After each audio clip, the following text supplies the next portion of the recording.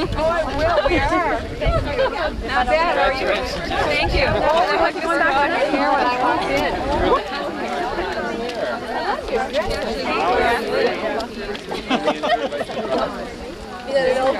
Connie, try it. Oh, a friend there.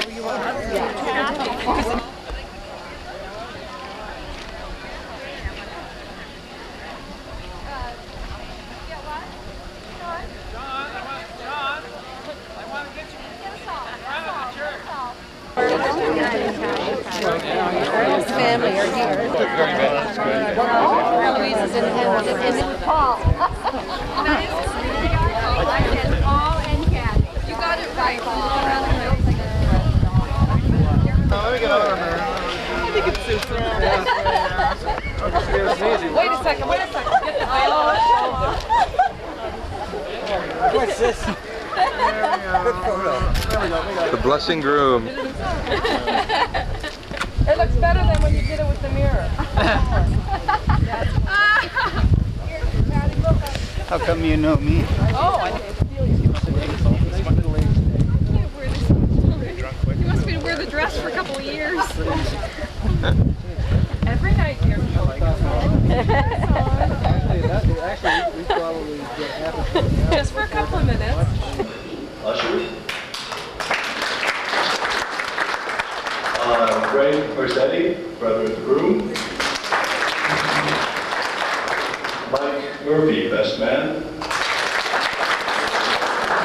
I'm not sure who the other fellow is. Tony Mercetti, groom. Mrs. Kathy Mercetti.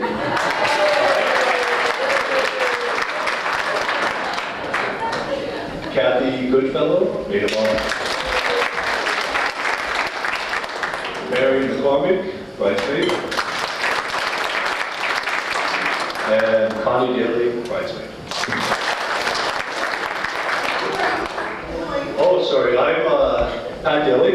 I'm the MC for this evening, or afternoon, I guess. Not seated at the head table are the parents of the bride and groom, which I would, if they could stand up and I'll introduce. Maureen LeBlanc, mother of the bride. Arnold LeBlanc, father of the bride. Mr. Paul Mercetti, father of the groom. And Mrs. Barbara Mercetti, mother of the groom.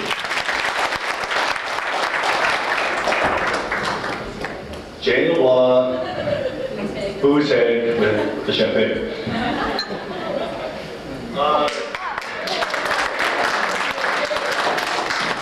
Before we start anything else, I'd like to ask Connie Daley if she will say grace.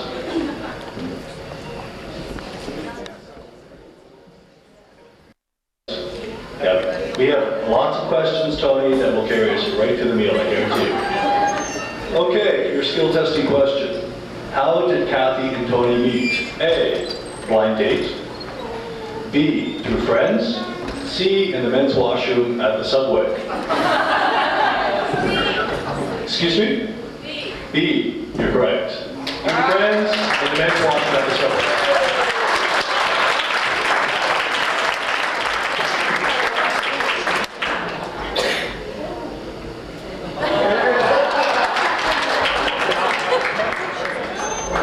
First gift Tony gave Kathy. A, a toaster. B, flowers. Or C, a rooster. B, flowers.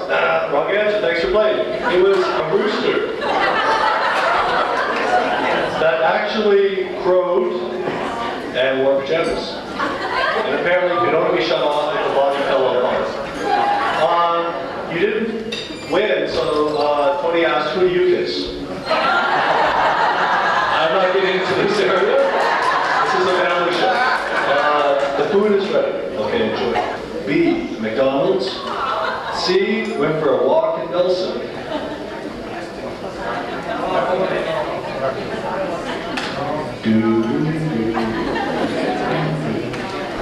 Walk for Nelson. Yes. Correct answer.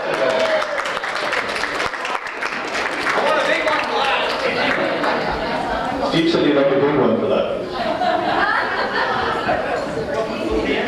Well, this is 1 minute. That was a hard question.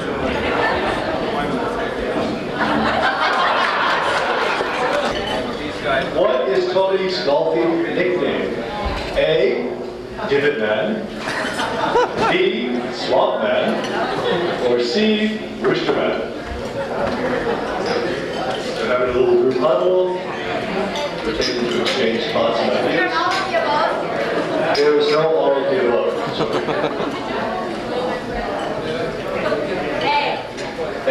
Divot Man, yes. And why would that be? Could you elaborate? To get full points. Check the golf course. Check the golf course. Yeah, apparently Tony likes to tear apart the grass and the things. Okay.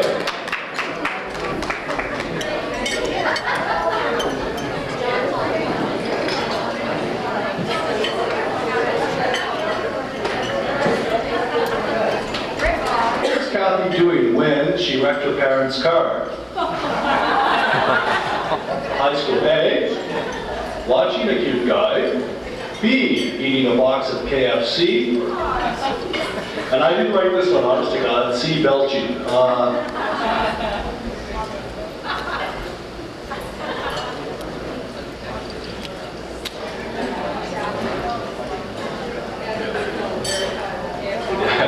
Actually, Kathy Goodfellow wrote this.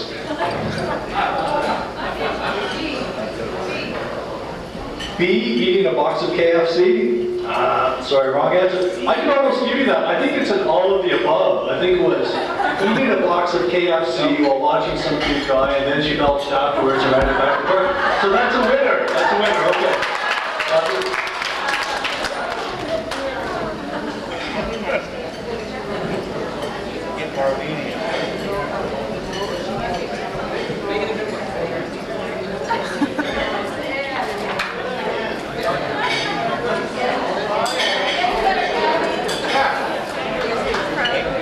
House at lunchtime with baseball bats. A. Gerbils attacked Kathy at lunchtime. B. A. No, actually it's not it. Okay. B. Nelson Fun Days in Arnold's backyard. C. Beat off raccoons feasting on Arnold's court. D. Keep the housekeeper in line. Oops, there was no housekeeper. And possible break and enter. Possible break and enter, yes. You want to guess? I have nothing to do with my question. Mary Jane. Your hail will be on the way by. Quite at the back, please. That's my Aunt Mary Lou doing that. I told you they'll be asked to leave. I can't help relatives here. At the end of the line. Okay, we have two people standing at the same time. This is, no, there's no big money involved here. It's just,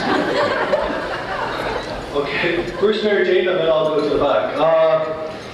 Okay, Mary Jane, what type of work does Kathy do? A, pawn shop owner. B, head cook at KFC. C, actress. D, retail, St. Thomas campus. And E, gerontology. Gerontology, you want to guess?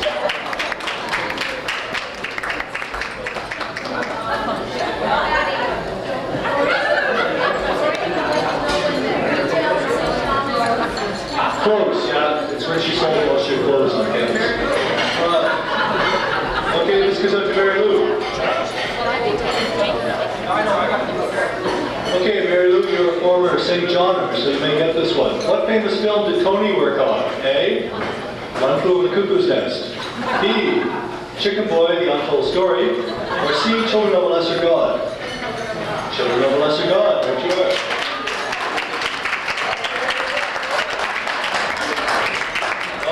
You might as well just stand up, I got a few more. Sharon, this one's right up your alley. Where was Kathy's latest trip? A, Edmonton. B, Florida. C, tour of the KFC Museum in Georgia. Florida. Florida it is, yes.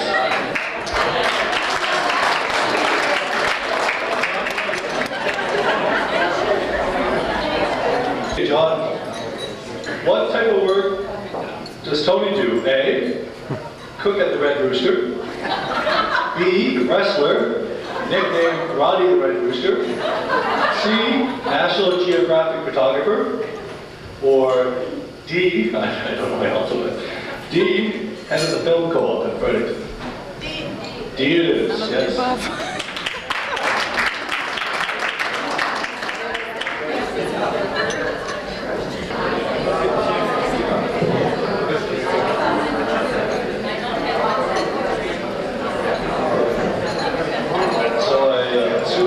Finished eating, and if you're not, well, I should be. As I mentioned earlier, my name is Pat Daley, and I'm the MC for this evening.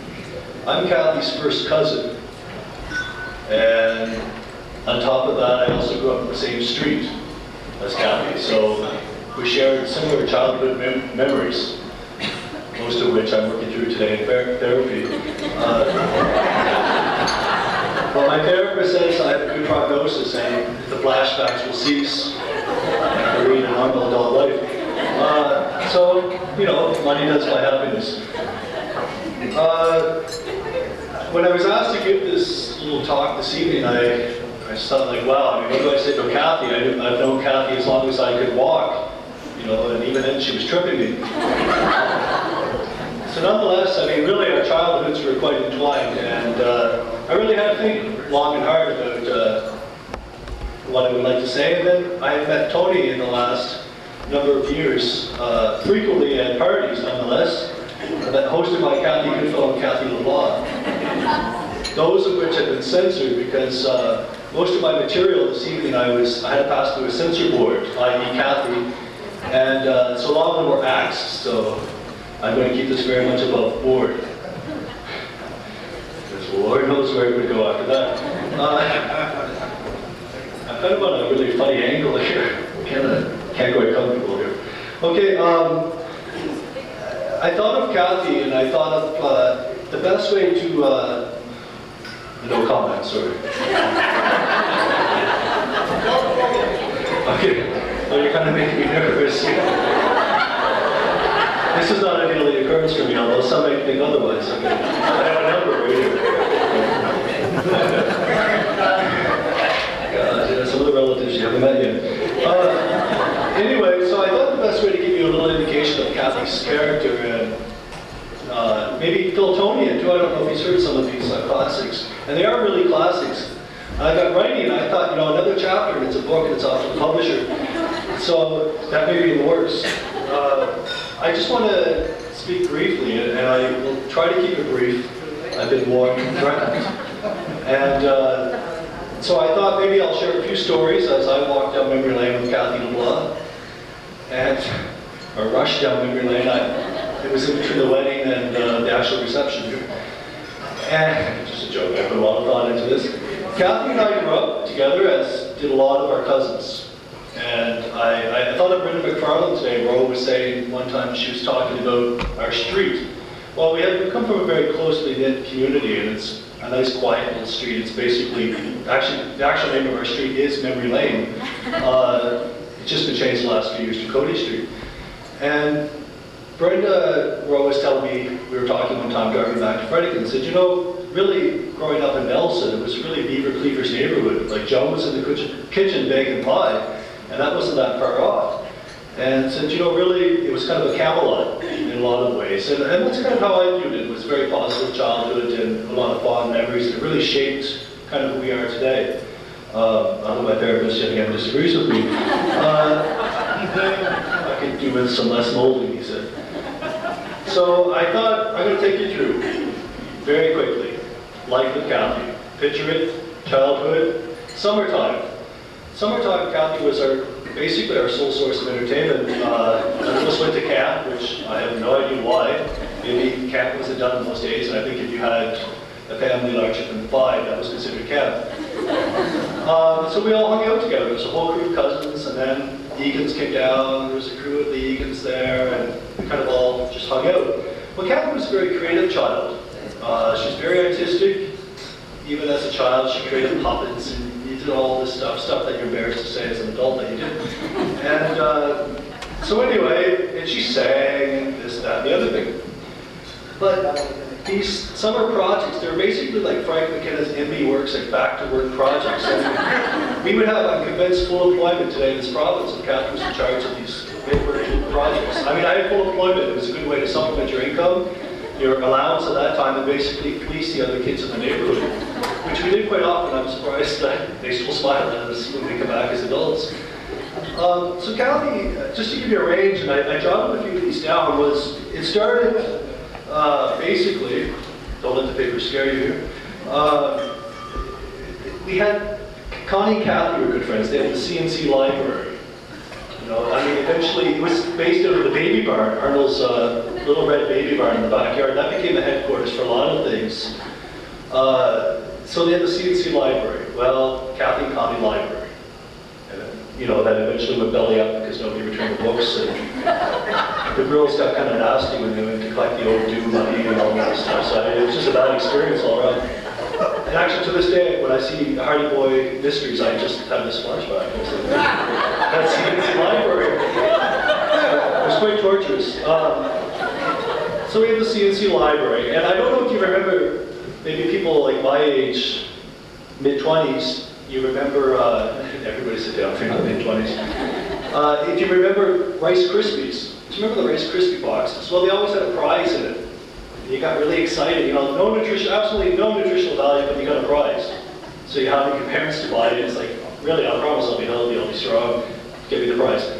And then you had the detective kits. You could send away for invisible ink, you could send away for a little spyglass, little did I know it would be well to my face later, looking at the sun. So anyway, you got the spyglass, you got the ink kit, you got, what else was there? Spyglassing, fingerprints, you know, yet again, the man taking my picture, a lot of memories. So we had all this, we had this bright idea, we'll have a detective club. I mean, what we thought we were going to find, I have no idea. Maybe past life regressions. Yet again, it blows my mind to think we come up with these ideas as children and actually hold down jobs today. So Kathy and I, and Connie, and probably Ro, and Glenn, and Paul, I mean, there's a whole crew as detective club. We were going to find whomever, whatever, I don't know. It escapes me right now. So we had all the equipment. I mean, we waited weeks and weeks and weeks and saved up for stamps and our cereal boxes she cut off to get this detective club on the road. And basically the only person we tried to find was Kathy when it was initially started up, because she would disappear for weeks on end in her house. So that kind of went belly up too, because we didn't have that strong leadership quality that we were looking for. Great ideas, but organizational skills were a little lacking. And then you'd show up at her door, and there's Kathy there. It's like you haven't seen her for weeks, so you're kind of, you know, you're checking the milk cartons and seeing if her picture has appeared, and checking all the old haunts, and you find out that she's in the house watching soap operas. Could I have lived there, Patty? You sure can. I can remember her singing out the window up in the hallway to Glenn, and you were saying, "I'm not coming out today." Yeah, you know, she had these self-imposed exiles that went on. And as a child, I thought, you know, either another Casey Irving or, you know, one of the singing nuns from Belgium. I wasn't sure. But to give you a little indication of kind of the stuff that she got started. And also, I mean, we went through the whole gamut. Lemonade stands, you know, every child went through that. Yard sales, that's where I first heard No Money Down. Because basically none of it was our stuff. It was from Orion and Reynolds' house. I'm sure they'd go around the house looking for, you know, and everyone always kids. Kathy always jokes, so Dad can't remember anything. But I mean, how cruel. Like, as a child, he would send something down, it was tagged, sold, and then you go back to look for it, it wasn't there. So, I mean, we sympathize. And then also, my favorite, all-time favorite, would be the haunted house. Well, you know, it's kind of that cheap rundown version that you would see in the carnivals, the Bill Lynn show. You had the scary or spooky house.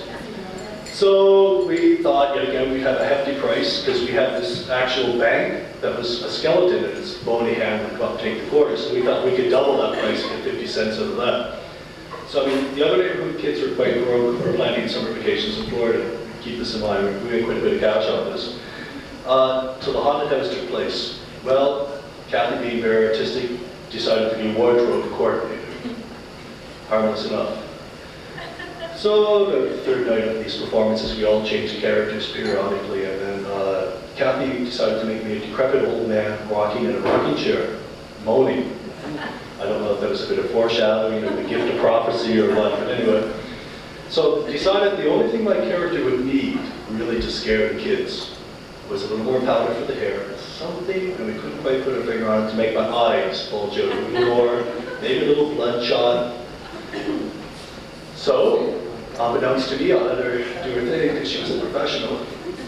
Well, I didn't give that performance that night because I was at home having my eyes flushed for about an hour and a half by my parents, because that one missing thing that she decided to put on my eyelids and under my eyes was red fingernail polish. And I had no idea that it burned through the skin. So the fact that I'm wearing glasses today, I'd like to thank you for that.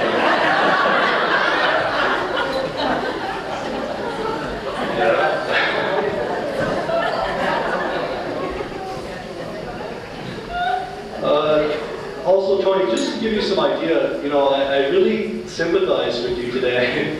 I don't know if that's the correct word. When you talked about for better or for worse, because I mean, we had to give that oath to Kathy as childhood friends when we entered these projects, because it was for better or for worse. Sometimes she came out smelling like a rose, and, well, sometimes she just didn't want to come out. So, you know, our heart's with you on this one. It's funny, as children grow older, you kind of, a little distance comes in between and kind of drift apart a bit. So as we got older, Kathy's a little bit older than me. I won't say exactly how many years. You know, we could play the role of a decrepit old woman in the rocking chair. But so they were a bit older, and as you hit a certain age, you no longer kind of hang out together. It's just not cool. I mean, that's your cousin, girl, and your guy. So you don't do that stuff anymore, which was fine with me. And my therapist said it was a healthy break. So anyway, so you kind of lose touch and you only get together on holidays, or I don't really remember high school, like your high school and stuff like that. So 2 years is a big difference at that age, although it's kind of hard to tell. So anyway, Kathy kind of drifted off, I drifted off, we all kind of drifted apart in some ways, so we all ended up at different universities. So you don't really get that connection. So I had to dig with some friends for some of the next stories, and I have it on very good authority that these are true. These friends will go unnamed, although to your right, and you're right, both of them. So they kind of filled me in on the university years, because I kind of just visited Fredericton. And I told the truth. And I washed my hands of the following stories. The later years. So Kathy hit university. Apparently a lot of these projects that she perfected as a child, makeup artist, entrepreneur, were put to full use in university. Oftentimes Kathy, if she was not prepared for an exam or a paper to present at university, was very ingenious. Just thought, well, hey, I'm good with makeup. Anything is possible. So, according to her good friend Kathy Goodfellow, sorry, catch up the bag, Kathy would just take out her mascara and draw a bruise on her hand the day of the exam. And apparently it was so convincing, Steven Spielberg has consulted her on his next movie, and would go approach the prof and basically claim that she was unable to write due to the fact that some bizarre freak accident happened and her hand was jammed in the door. And I mean, this makeup could be applied anywhere. A gash, a cut, a wound, a gunshot. And that got her through her 4 years. And possibly led her into gerontology. Apparently she learned to apply a good compress during her 4th year. And you know, Kathy, although artistic, and I realized this at Christmas time, I mean, we're kind of drifting apart. You're not drifting apart, but you get together on holidays. And I realized, like, you know, Kathy's kind of artistic, kind of a little artsy-fartsy, you know, that's fine. And, but she didn't have that sentimentality that other people had. Kathy enjoyed the finer things of life, don't get us wrong.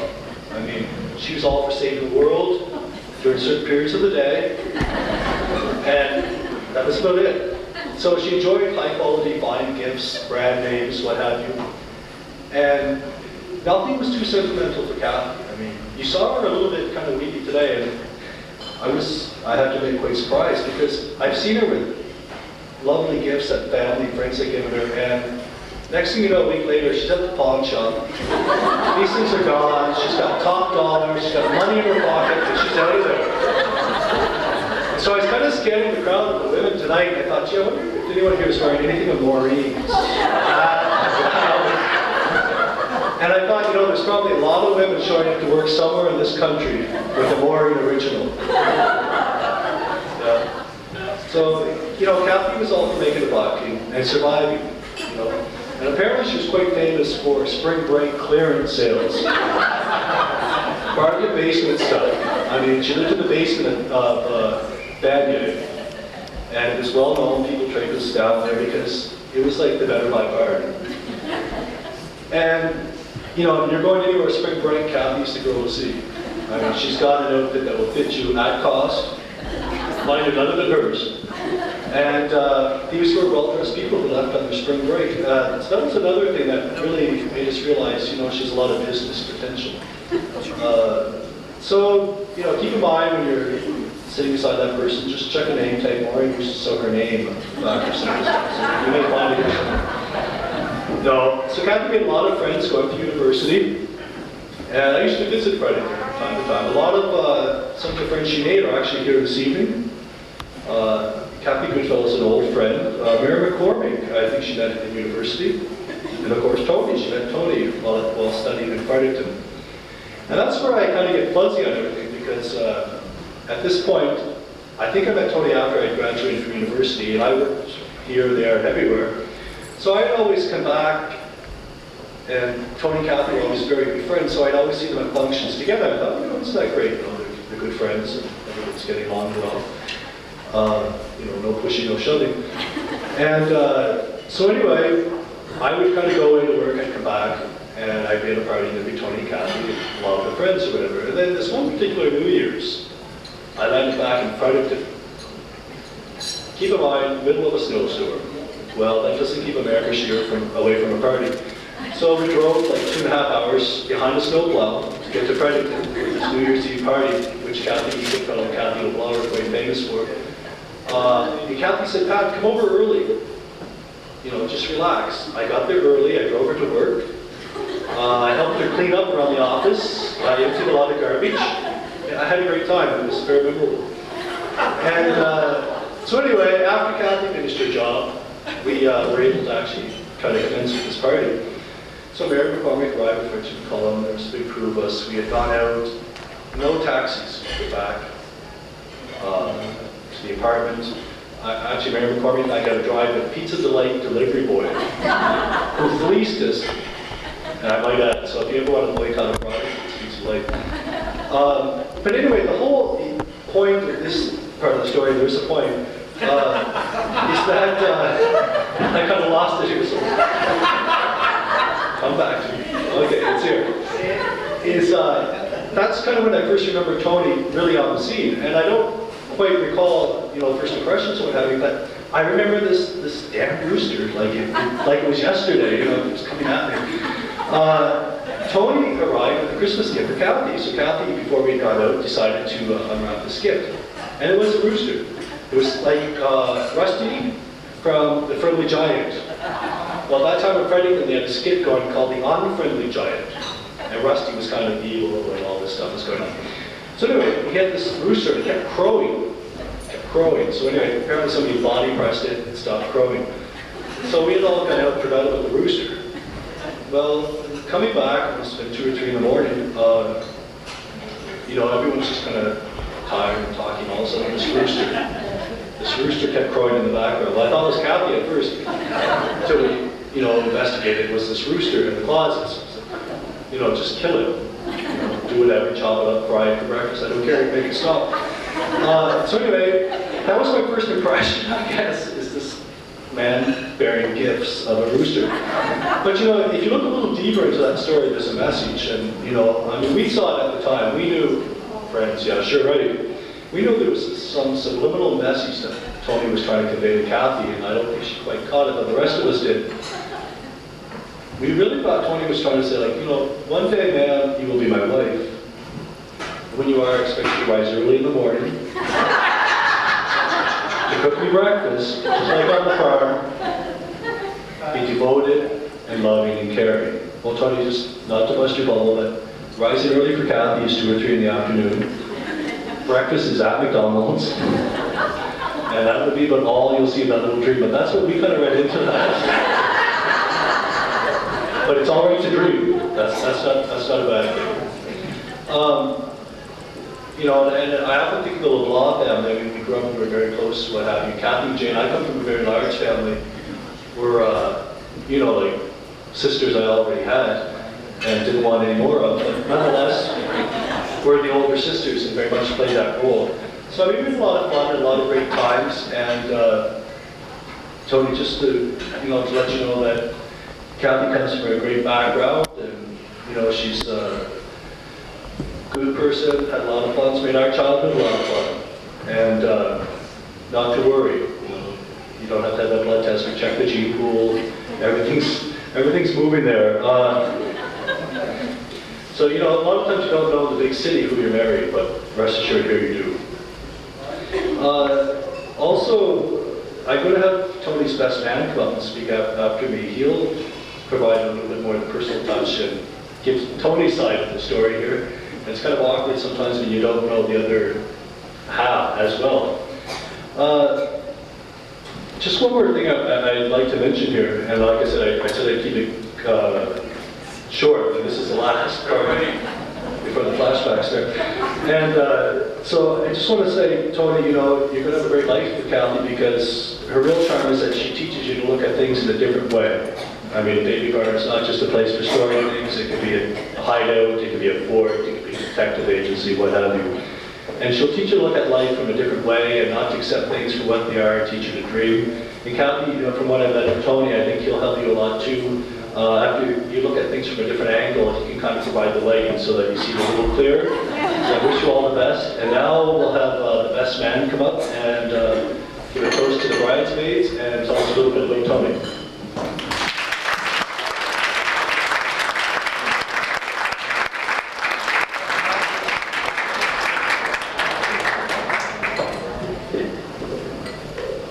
I'll put this down a little lower, Pat. You want to move it up. Thanks, Pat. Before I propose a toast to the bridesmaids, I'd like to take a few minutes, maybe just say a few words about Tony. Tony and I go back a long way. We've been friends since we were most probably age 2 or 3, eh, Tony? He's my first friend and still is my best friend.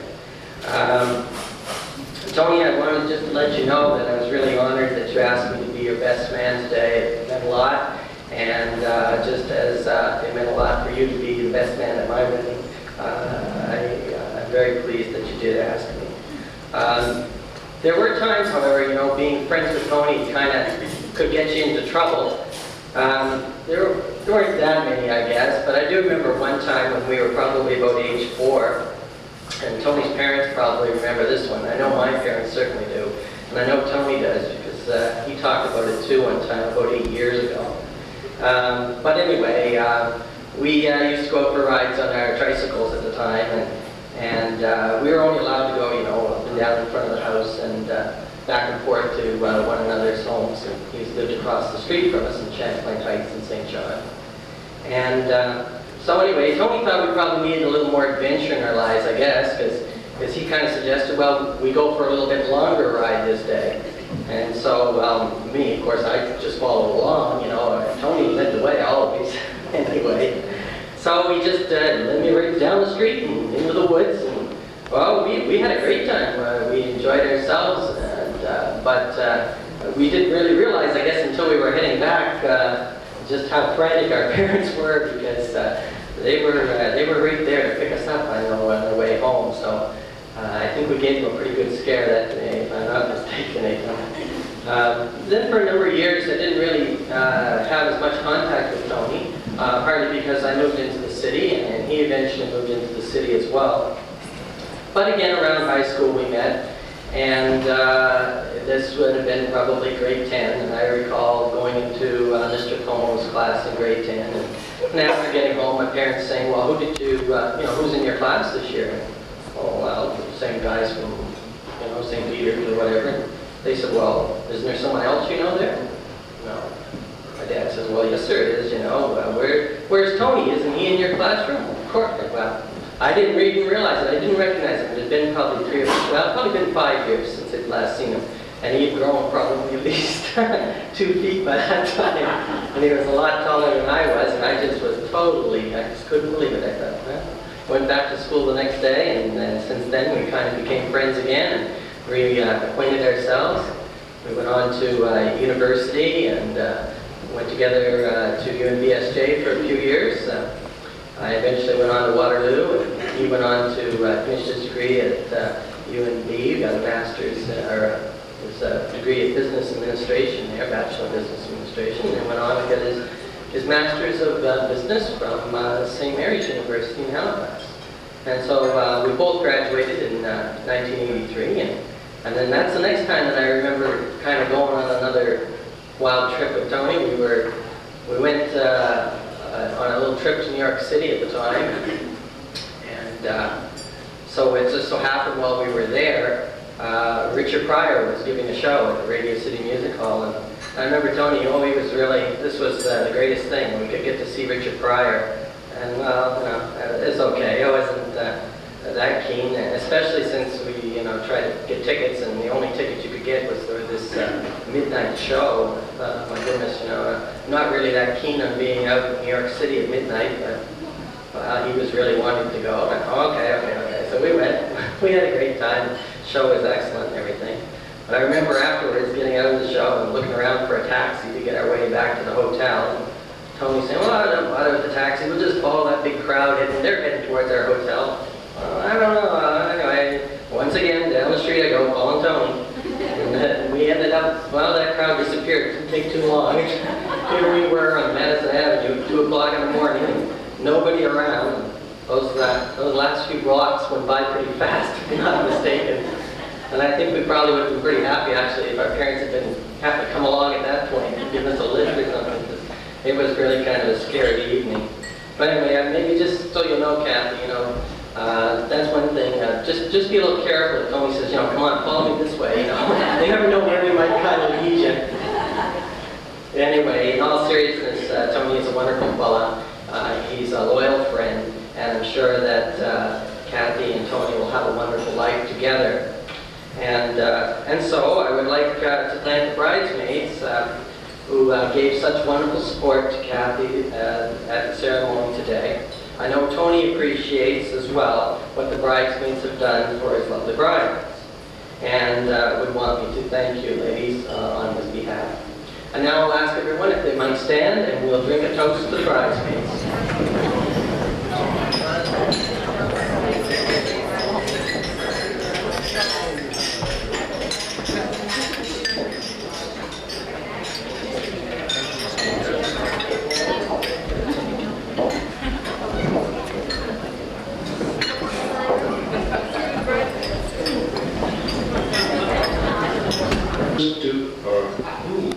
Who proposed to whom? Kathy proposed to Tony, or Tony proposed to Kathy? Oh, gee, I never heard that one. There was no proposal. Blame it on Greg. Blame it on Greg. Is that similar to blame it on Rio? Yeah, okay, thank you.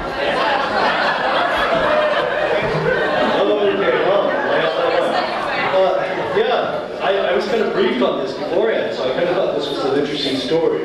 Oh, no. Okay. And again, Greg, consult your lawyers. That's libelous, I would say. Yeah, this is kind of an interesting story. Kathy proposed to Tony. Okay, we're not sure. I'm not sure anyway the exact date of this because I was away at the time, and when I left, they were good friends and come back, they were engaged.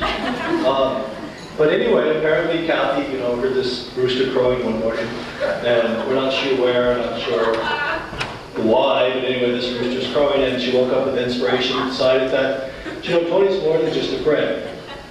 And she walked up to his house, or wherever he was, and said, hi, how are you? I haven't seen you in a while. Would you like to get married? And in a nutshell, basically. And we're not privy to all the information. So apparently, on their courtship, their engagement, everything landed on one day. So from friends to, well, you can fill in the rest. And that's what brings us here this evening, is that now they've moved to the next level. Thank you. Last tribute. Next, we will have Uncle Edgar. Would like to come up and give a toast. Oh, he looks very surprised. It's on my sheet, you gotta do it. We'd like to give a toast to the bride and groom. Uncle Edgar.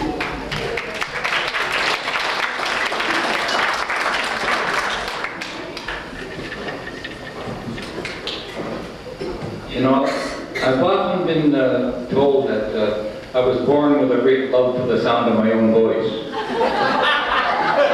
But tonight, I'm a man of a few words. I'd like to toast the beautiful Kathy and the handsome Tony.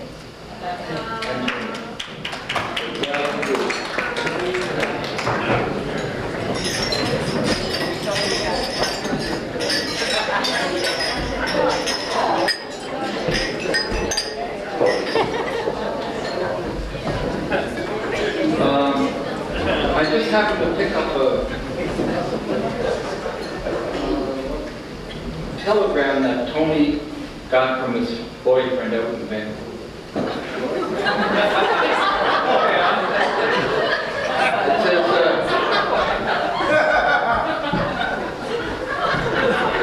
"Dear Tony, I hear you're getting married. Stop."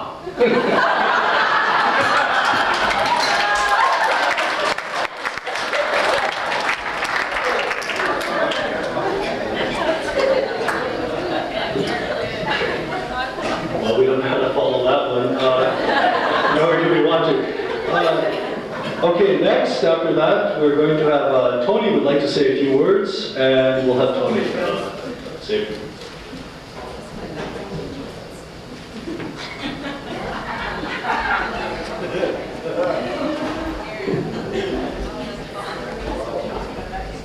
Pat, thank you very much for the kind words that you said tonight. I really appreciate them. And Edgar, I thought I was going to have another 15 minutes to sit down before I had to get up. Yes, but those words are sometimes... Anyway, I'd like to first, I guess, thank Kathy for agreeing to marry me. The most beautiful and caring woman I've ever met in my life. And I know it was the happiest day of my life when she told me, or when I told her I'd married her.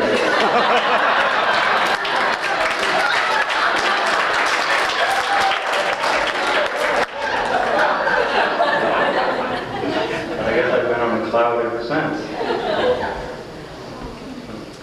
I'd also like to thank Kathy's mom and dad, Emily and Maureen, who raised a wonderful daughter. And you've really accepted me as a son into your family, and I really appreciate that. I feel real warm from it. So thank you very much. I want to thank my mom and dad for raising me the way I am, which I think's okay. Not I would work out to do that.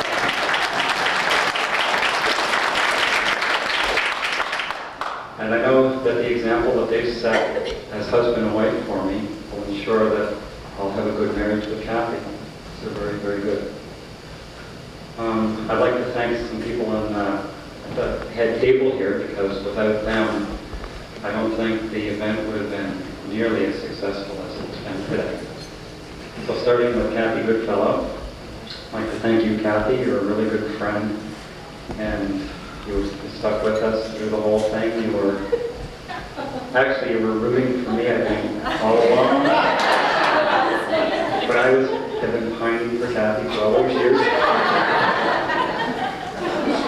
And I know that the talks you had with Kathy were, probably very influential. And here's what you asked me.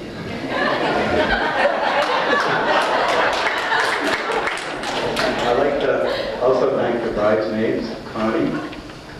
You've been very enthusiastic, and I know a lot of the duties that have to be performed to get ready for the wedding can be quite stressful, but she was always cheerful and kept an excitement and enthusiasm for everyone. I know that's a real help. So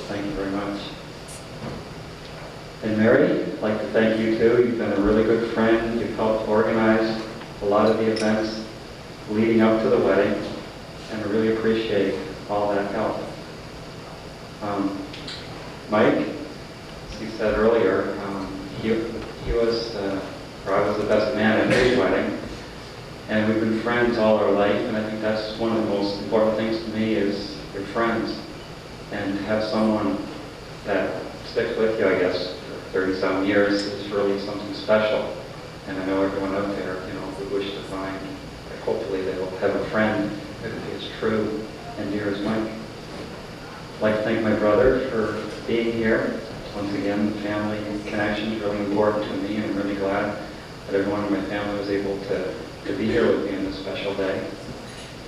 I'd like to thank Reggie. Reggie was, I guess, a friend of Kathy's way back, and he's just recently become a friend of mine, and I'm really glad to know you, Reggie. I want to thank you for being here with me today. I guess I'd also like to thank all you people for coming here today. Having friends and family here, I think proves to us that we're really special, and you treated us really well, and I want to thank you all for coming. So thank you very much.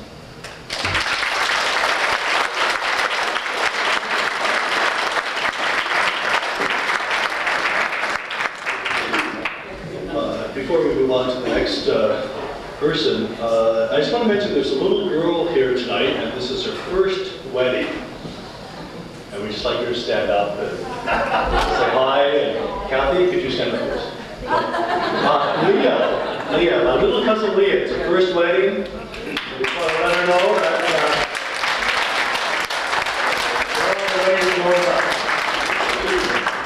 it's true, it's Kathy's first wedding also.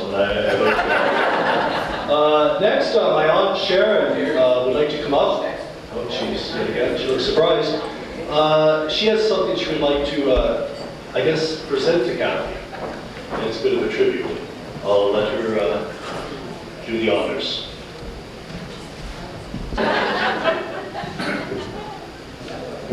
Kathy and Tony, first of all, when I told Nana I was coming to your wedding today, Nana said, "Oh, give them a hug for me."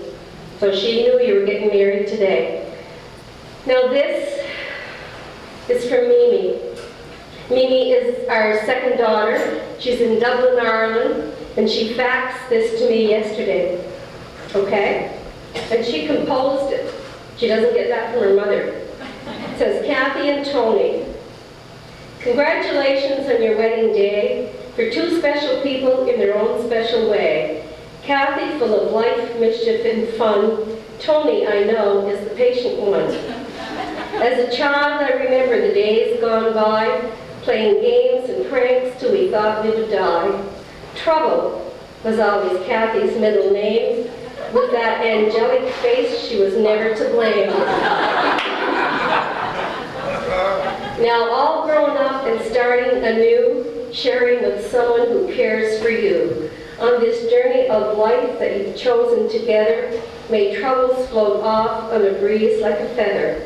So precious this union of husband and wife, to act not as two, but as one throughout life. I'll be thinking of you this whole day through. In spirit, I'm there to share it with you. Lots of love from Dublin, Ireland, your favorite cousin, Mimi."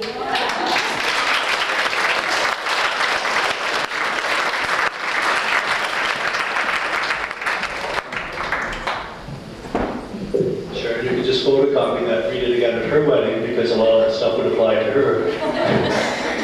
Obviously, I lost my place here. Before we move on, I just would like to thank Louise Cummo on behalf of the families of Kathy and Tony for the lovely decoration. So if she's here, if she could stand up, we'll give her a round of applause.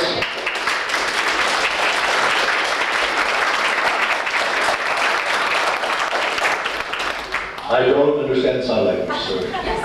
Oh, actually, I'm a teacher of the deaf, I do.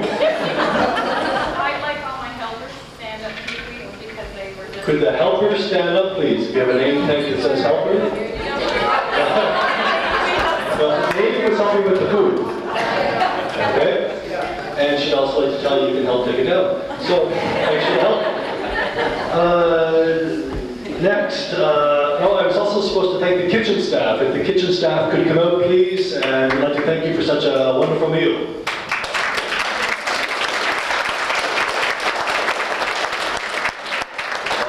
Kitchen staff. The Black Trap Family Singers. Oh, apparently they left the country. Okay. We'll get the border police to pick them up. Next, Maureen would like to... Oh, here they are. There we are. Thank you.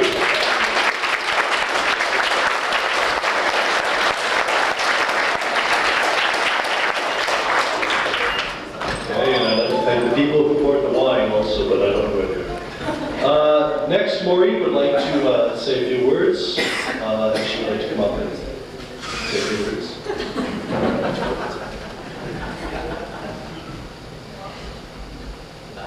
Yay, more!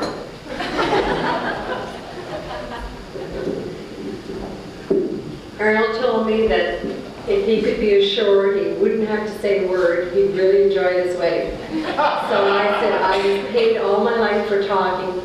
I would let him come and enjoy the wedding, and I would do the talking for him.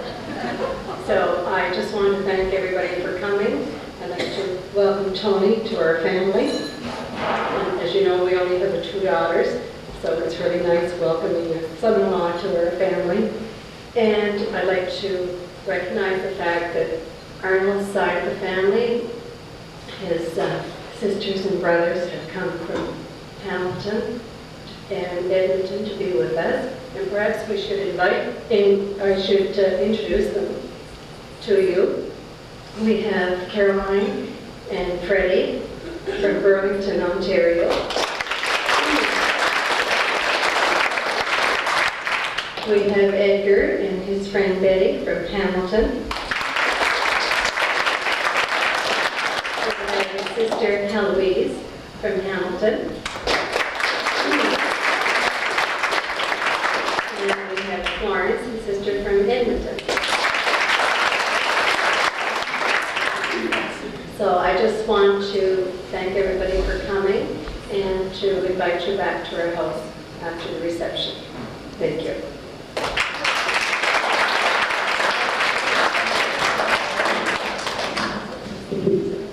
In case you don't know it, Florence claims she's the tallest in the family, so I don't know if anyone's... I think the jig's up on that one. Last but not least, as Maureen said, everyone's invited back to the house. Before you go, if you would like to take pictures, Kathy and Tony are going to cut the cake, and that's over there by the window, by the first hole. And And my sister and brother-in-law and daughter, Jennifer, and her boyfriend, Gary, from Kilburn.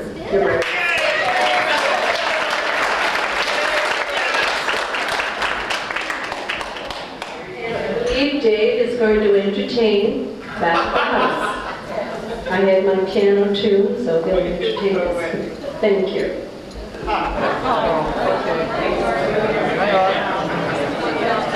Tony, this way. Make another one here.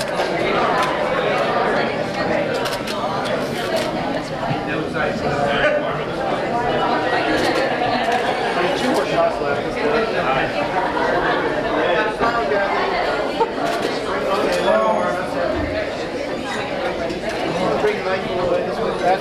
Put it on the second level. Bring it down towards me. I just want to see it. That's all. That's great. You got it. Thanks a lot. I'll